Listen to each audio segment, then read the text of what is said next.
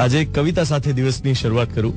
કવિતા એક યંગસ્ટરે લખી છે, કાર્તિક એનું નામ. દમ છે, છોકરામાં દમ છે, બીજા માટે કંઈક કરવું છે એવી ભાવના છે.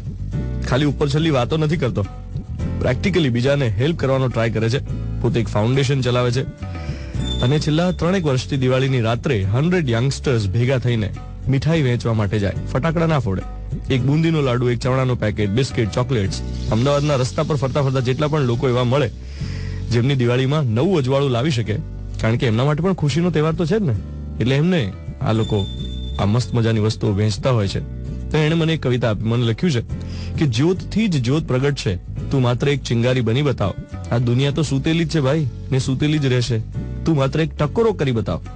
બધા છે ને બધા કરશે એ વિચાર છોડી તું એક શરૂઆત કરી બતાવ. પરિવર્તન ક્યારે આવશે એ વાતો છોડી બસ તું જ તે પરિવર્તન લાવી બતાવ.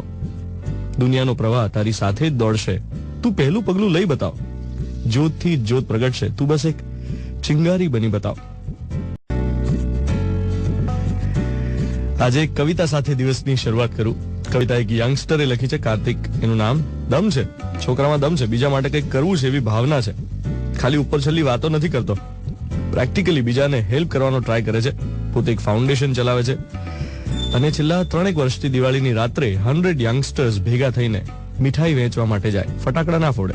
એક બુંદીનો લાડુ, એક ચણાનો પેકેટ, બિસ્કિટ, ચોકલેટ્સ. અમદાવાદના રસ્તા પર ફરતા ફરતા જેટલા પણ લોકો એવા મળે જેમની દિવાળીમાં નવું અજવાળું લાવી શકે, કારણ કે એમના માટે પણ ખુશીનો તહેવાર તો છે જ ને, એટલે એમને આ લોકો આ મસ્ત મજાની વસ્તુઓ વેચતા હોય છે. તો એણે મને એક કવિતા આપી. મને લખ્યું છે કે જ્યોતથી જ જ્યોત પ્રગટ છે, તું માત્ર એક ચિંગારી બની બતાવ. આ દુનિયા તો સૂતેલી જ છે ભાઈ, ને સૂતેલી જ રહેશે. તું માત્ર એક ટકોરો કરી બતાવ.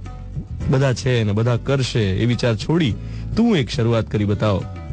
પરિવર્તન ક્યારે આવશે એ વાતો છોડી બસ તું જ તે પરિવર્તન લાવી બતાવ. દુનિયાનો પ્રવાહ તારી સાથે જ દોડશે, તું પહેલું પગલું લઈ બતાવ. જ્યોતથી જ જ્યોત પ્રગટ છે, તું બસ એક ચિંગારી બની બતાવ.